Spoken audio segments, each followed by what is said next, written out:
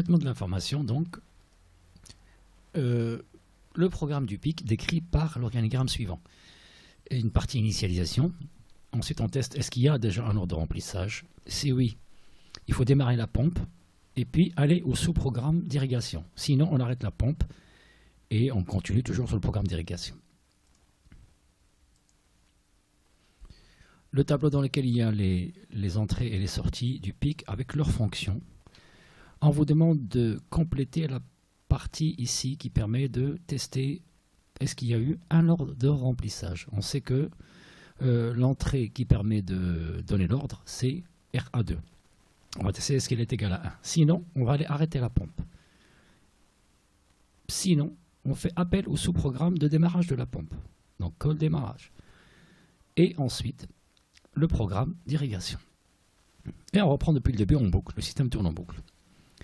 La partie irrigation, on vous demande de donner, alors c'est un travail inversé, hein. Généralement on vous donne l'organigramme et on vous demande de donner le programme, mais là c'est l'inverse. Vous avez la deuxième partie qui est déjà donnée du programme et on vous demande de faire l'organigramme.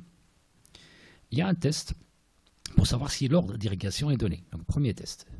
Sinon on va aller à l'autre, une partie du sous-programme qui est pas d'irrigation. Je vous rappelle que pas d'irrigation, on met tout à 0 sur le port B4, 5 et 6 et on revient. En deuxième test pour savoir si le niveau de l'eau est compris entre H sur 10 et 6H sur 10. Dans ce cas-là, soit on va mettre le drainage, ou alors on va sauter ici pour faire activer le surpresseur.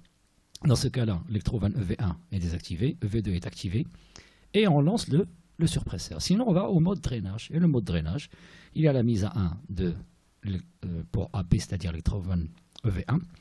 On ferme EV2 et on ferme aussi, on ouvre le contacteur, c'est-à-dire on arrête le surpresseur. Et fin de programme.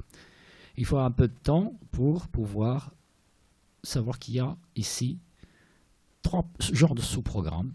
On traduit donc ce qu'on a comme commentaire. On va le traduire à l'intérieur des actions à faire et des tests à faire.